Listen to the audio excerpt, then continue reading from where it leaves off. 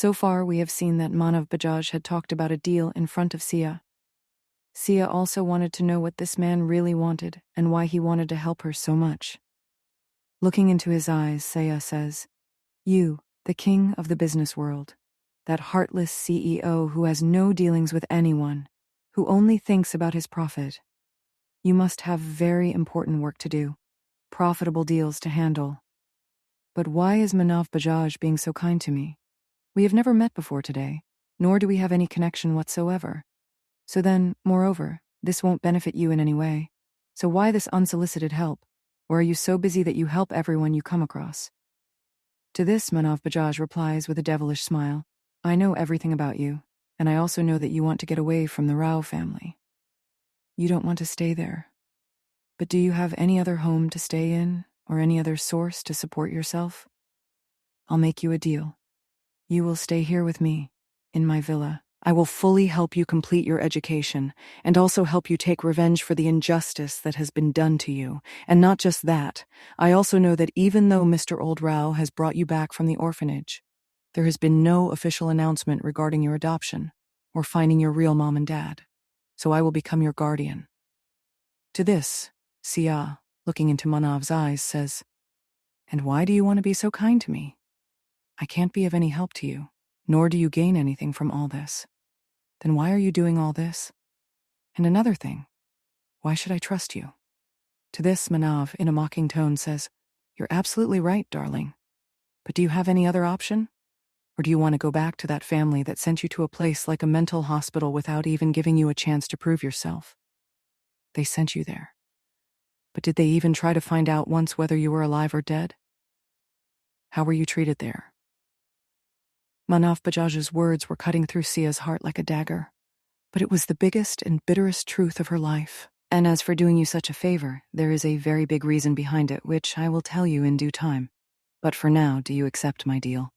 If you accept, I promise you, whatever you have endured until now, you will never have to go through it again. This is Manav Bajaj's promise."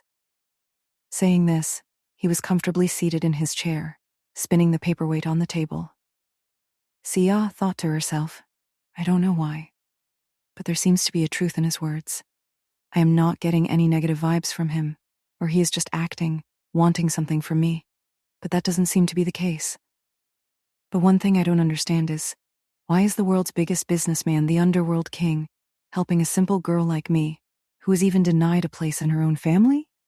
Then Siya tells herself, "Well, the deal isn't bad, and as he says, I have no other option, and besides, I have nothing to lose." After thinking about all this for a while, Siya says, "I accept your deal, but I want to make some changes to it." To this, Manav, picking up a ball, says, "Tell me, how do you want to change it?" To which Siya replies, "As you said, you will bear my education expenses and let me stay here. I will pay you rent for staying here. Also, as soon as my education is complete, I will gradually return all the money you spent on my education. Another thing, you will not interfere at all in my personal life. And this will be made into a contract for the deal. If you agree to all this, then we can think about moving forward. And if not, then sorry, I am not interested in this deal at all." Manav was very pleased with Sia's behavior. He was quite impressed by her. So he accepted Sia's terms and instructed his assistant to prepare a contract accordingly. The assistant was very efficient in his work. He prepared a perfect contract in just a few minutes and respectfully handed it to Manav before leaving. Manav extended the contract towards Siya and said, "Sign this." After reading it carefully, Siya signed it. Then Manav signed it as well and extended his hand, saying, "Darling, welcome to my world." Siya looked at him with a strange expression, and then extended her hand for a handshake, quickly pulling it back. "My name is Siya, not Darling. I hope you got it." Manav glanced at her and said, "All right, darling, but now you rest in your room. Until your health is completely fine, you will not go outside this villa. In the meantime, I will complete your admission process and all the formalities to become your guardian." Siya, not wanting to waste any more time, went straight out and into the room where she had been earlier. There she sat on the bed, leaning her head back against the desk, and began to think about her life.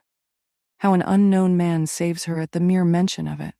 Not just saves her, but brings her to his home and even offers her dinner.